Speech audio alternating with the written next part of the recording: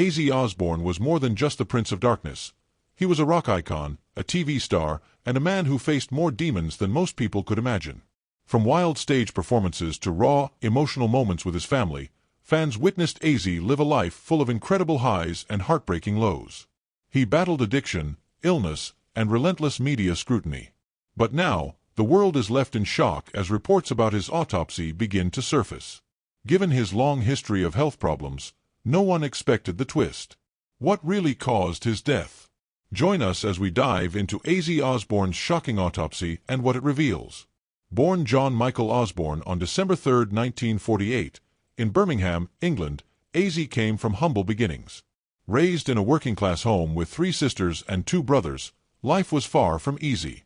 In the TV special biography, The 9 Lives of Ozzy Osbourne, he recalled how tough those early years were, once saying, "I felt like a peasant." Yet his father always believed in him, telling Ozzy he would do something great one day, words that pushed him forward. In 1968, Ozzy joined forces with Tony Iommi, Bill Ward, and Terence Geezer Butler to form the legendary band Black Sabbath. 2 years later, they released their debut album, a project that marked the birth of heavy metal. The band soared to fame, but success came at a price. By 1979, Ozzy was kicked out due to his drug use and internal conflicts. Undeterred, he launched a solo career in 1980 that proved even more successful than his time with Sabbath. Over the years, Ozzy reunited with Black Sabbath multiple times. Together, they created new music and toured until their final farewell in 2017. Even then, Ozzy continued producing music on his own. In 2022, he released his final solo album, Patient No. 9, capping a career that saw him sell over 100 million records across solo and band efforts. He earned stars on both the Hollywood Walk of Fame and Birmingham Walk of Stars. He was inducted into the Rock and Roll Hall of Fame with Black Sabbath in 2006 and again as a solo artist in 2024.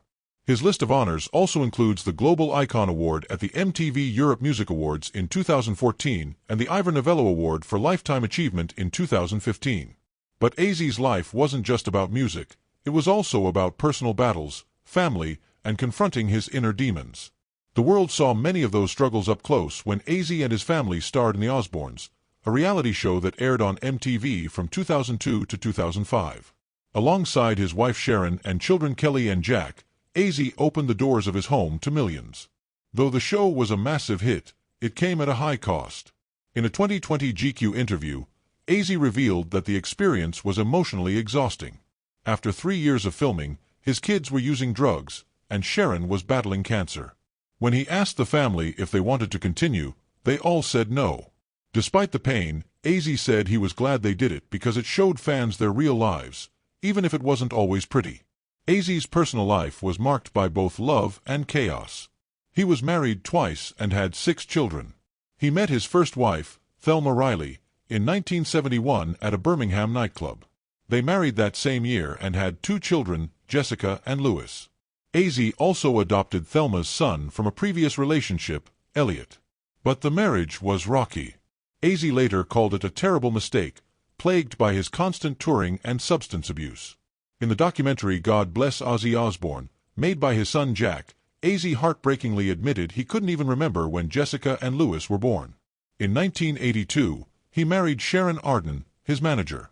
They had 3 children together, Amy, Kelly, and Jack.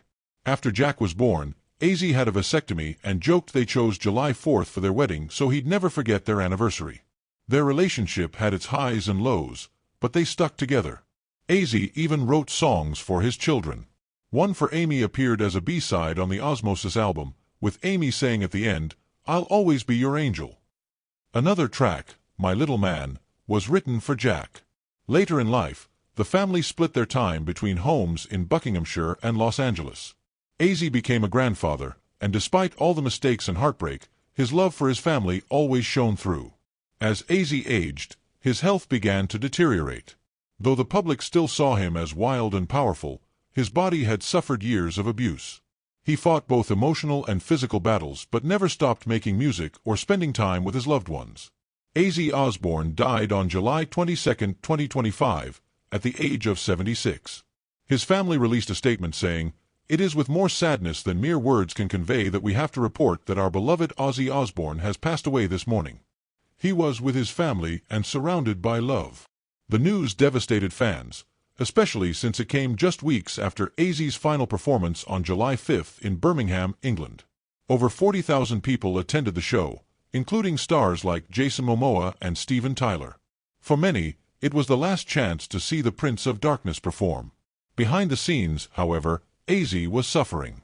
He had been battling Parkinson's disease, which made walking and standing increasingly difficult. In February 2020, he had described it as a mild form of the illness, saying, "I'm not shaking. The doctor told me I probably walk by 10 people a day who have it and don't even know." He added, "You just start walking a bit funny, I suppose." Even with his movements changing, Ozzy pushed on. He never gave up, even when the pain became unbearable. After his diagnosis, Ozzy's story became both tragic and inspiring. In 2017, he announced what was supposed to be his farewell world tour, scheduled for 2018 to 2020. He said it would be his last big tour, though he might still do a few shows. But fate had other plans. In October 2018, he suffered a serious thumb infection that required hand surgery, forcing him to cancel several performances. Then in January 2019, he caught a severe upper respiratory infection, delaying the UK and European legs of the tour. He told fans, "Since October, everything I touch has turned to S/***T. While recovering, tragedy struck again. Ozzy fell at his Los Angeles home, aggravating an old injury from a 2003 ATV accident. He required neck surgery in April 2019 and canceled all remaining shows that year. Between 2019 and 2023, he underwent 3 additional spinal surgeries. Despite the setbacks, Ozzy never stopped fighting. His resilience, talent, and larger-than-life personality left a permanent mark on the world. And even in death, the legend of Ozzy Osbourne continues to inspire millions. The last of Ozzy Osbourne's surgeries took place in September 2023. It marked the end of a long road filled with pain, recovery, and relentless struggle. That year, Ozzy said that the operation would be his final one. "It's going to be the final surgery because I can't do it anymore. Regardless of the way it ends up, I can't," he declared with painful honesty. Still, there were flickers of hope. He shared a moment of small triumph, saying, "I walked upstairs today for the first time in a while, and my feet feel like I've got diving boots on." It was a simple, deeply meaningful victory that showed how hard he was still fighting. But even with that step forward, Ozzy knew his body was approaching its limits. Living with Parkinson's disease and carrying the silent weight of his family's pain, Ozzy revealed his diagnosis to the world during a Good Morning America interview in January 2020. He was joined by Sharon and their children, Jack and Kelly. Sharon made it clear this wasn't the end. "It's not a death sentence by any stretch of the imagination. It's like you have a good day, and then a really bad day," she explained. Ozzy himself admitted that he couldn't keep the secret any longer. "I'm no good with secrets. I cannot walk around with it anymore, 'cause it's like I'm running out of excuses, you know."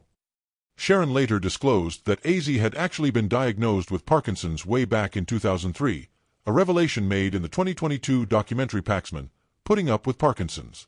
"Suddenly, your life just stops. Life as you knew it," Sharon said. She spoke openly about the emotional toll, revealing, "When I look at my husband, my heart breaks for him.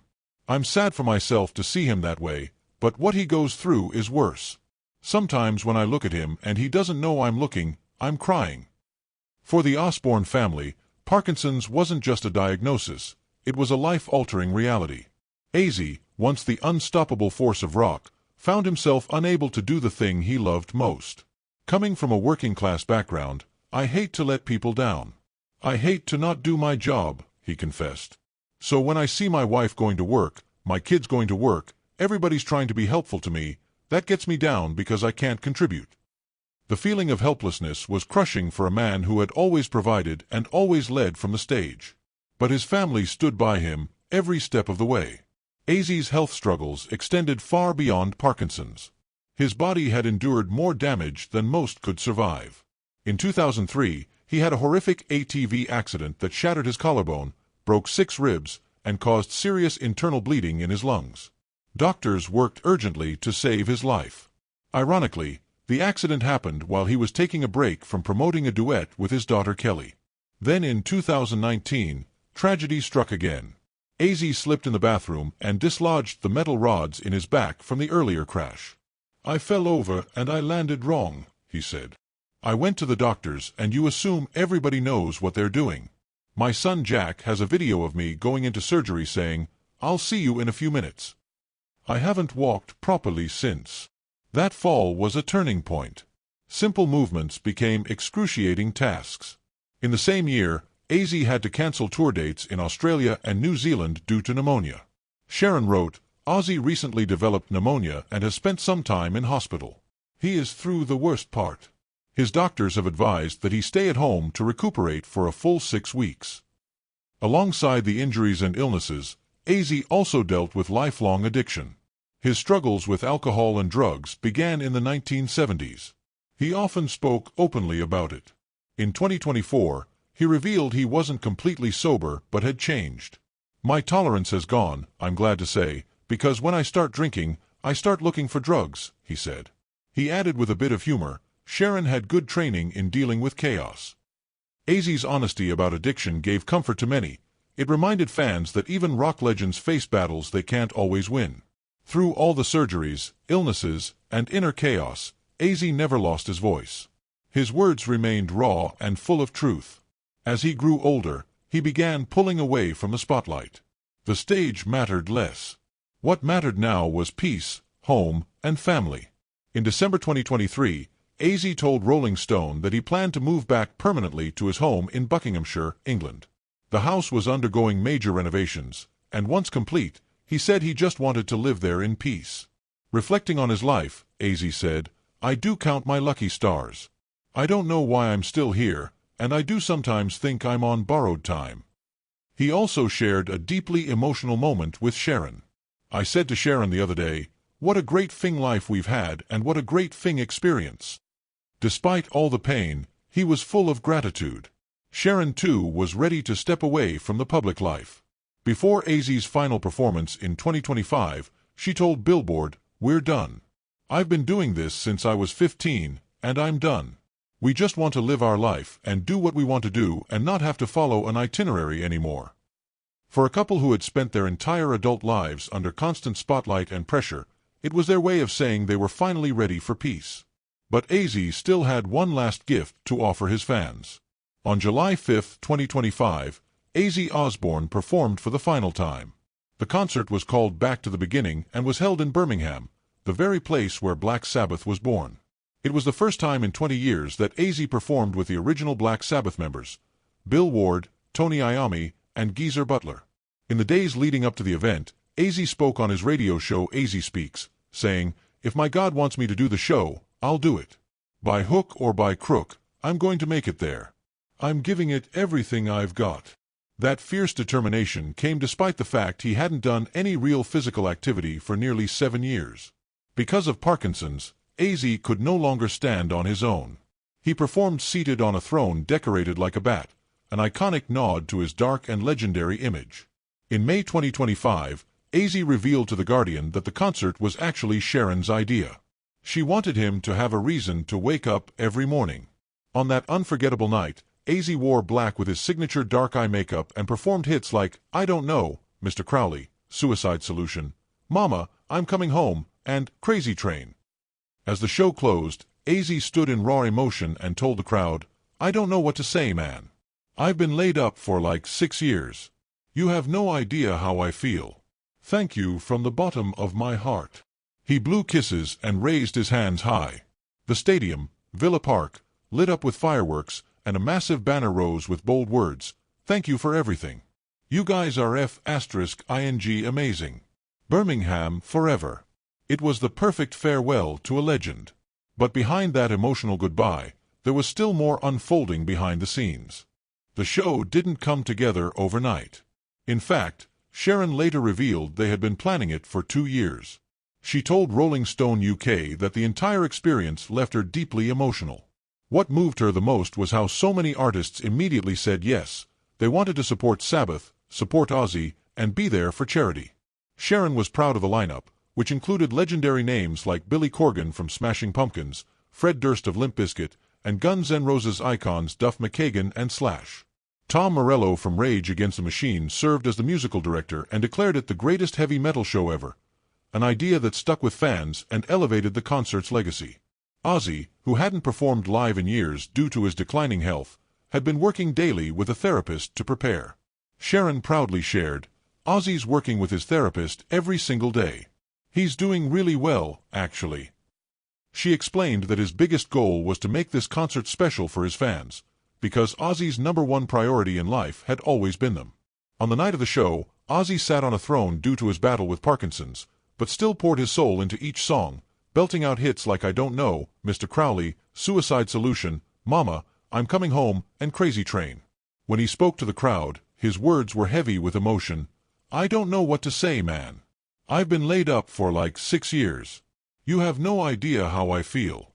Thank you from the bottom of my heart." As fireworks lit up the sky, he raised his hands and blew kisses to the audience. Before the concert, Ozzy had posted a photo on Instagram showing his dressing room sign that read, "Back to the Beginning," with a short and meaningful caption, "It's my time to go back to the beginning." That post became heartbreakingly prophetic. Just 2 weeks later, Ozzy passed away. Sharon explained this concert was his way of saying thank you to the fans, finally expressing gratitude for the love and support that had given him and Sharon the life they built together. That night wasn't just a show, it was a full-circle celebration of music, mistakes, redemption, and the people who never gave up on him. A powerful, heartfelt farewell. Ozzy's final performance now carries deeper meaning, especially considering what happened afterward. He passed away on July 22nd, just 2 weeks after the show. At 76 years old, Ozzy had done far more than anyone ever expected. He had fought Parkinson's with everything he had. Sitting on that throne, in the very city where it all began, Birmingham, he gave fans one last unforgettable moment. Despite his failing health, he gave it his all, and in return, the crowd gave him their cheers, their tears, and their love. That throne wasn't just a chair, it was a symbol of his legacy and his goodbye. On the morning of July 22, 2025, Ozzy Osbourne passed away surrounded by his wife Sharon and 4 of his children, Jack, Kelly, Amy, and Louis. They released a joint statement that read, "It is with more sadness than mere words can convey that we report our beloved Ozzy Osbourne has passed away this morning. He was with his family and surrounded by love." Their online post included a photo of Ozzy sitting in his black-winged throne during that final concert, a haunting and beautiful image. The show had been part of the Back to the Beginning charity event hosted by Black Sabbath, raising money for causes like Acorns Children's Hospice, Birmingham Children's Hospital, and Cure Parkinson's. As news of Ozzy's death broke, tributes from around the globe came pouring in. Black Sabbath simply wrote, "Ozzy forever." Elton John remembered him as a dear friend and a rock trailblazer, calling him one of the funniest people he'd ever met. Ronnie Wood from the Rolling Stones recalled Ozzy's beautiful farewell show in Birmingham. Metallica shared a broken heart emoji and an old photo of Ozzy with the band. Singer Youngblood, who had seen Ozzy just weeks earlier, was stunned. "You were so full of life, and your laugh filled the room." He remembered when Ozzy once asked if he could do anything for him, and he replied, "The music was enough." Jason Momoa, who hosted the concert, shared a touching photo and wrote, "Love you, Ozzy. All my aloha, Sharon." Green Day's Billy Joe Armstrong said, "No words. We love you, Ozzy." Gene Simmons from Kiss called him a giant, while Mike McCready from Pearl Jam remembered discovering Ozzy's voice in high school. "It took me away to a dark universe." He felt lucky to have worked with Ozzy on a song called Immortal. Twisted Sister's Dee Snider thanked him for changing his life. Yoko Ono shared a throwback photo, writing, "One of the greatest of all time. RIP." Actor Paddy Considine called him a legend, and Flavor Flav said he was heartbroken, having known Ozzy for years. Adam Sandler, who starred with Ozzy in Little Nicky, said, "Nobody was more badass to crank up on our speakers than the Prince of Darkness." Even Lisa Lang from PETA honored Ozzy for his love of animals and his fight against cruelty. The outpouring of love showed how much Ozzy meant to the world. But one question lingered: what exactly led to his death? While no official cause was released, Ozzy had been very open about his health struggles, especially Parkinson's, which he first revealed publicly in 2020. He had called it a terribly challenging disease that made movement and walking difficult. Sharon often spoke about how hard he was fighting. Even though his cause of death wasn't confirmed, many believed it was linked to his long battle with Parkinson's. Reports from UK outlets like The Sun, The Independent, and The Mirror stated he'd been diagnosed as early as 2019, possibly earlier, but kept it private until he felt ready. Still, Ozzy gave fans everything he had left. Just days before he passed, he sang with strength and heart. Sharon said they worked with a therapist daily to prepare. "He's doing really well, actually," she had said. Ozzy had always wanted to go out on his own terms, and he did. From his throne, in the city that made him, surrounded by love and history, he said goodbye. 2 weeks later, he quietly slipped away, surrounded by the people who loved him most. Ozzy is survived by Sharon and their 3 children, Amy, Kelly, and Jack, as well as his older children Jessica and Lewis from his first marriage to Thelma Riley, and his adopted son Elliot Kingsley. He also leaves behind several grandchildren. As fans around the world mourn, one thing is clear: Ozzy Osbourne didn't just change music, he changed lives. What will you remember most about the Prince of Darkness? His voice, his fight, or his final goodbye? Share your thoughts in the comments, and don't forget to like, subscribe, and join us next time for more unforgettable stories from Hollywood's fascinating history.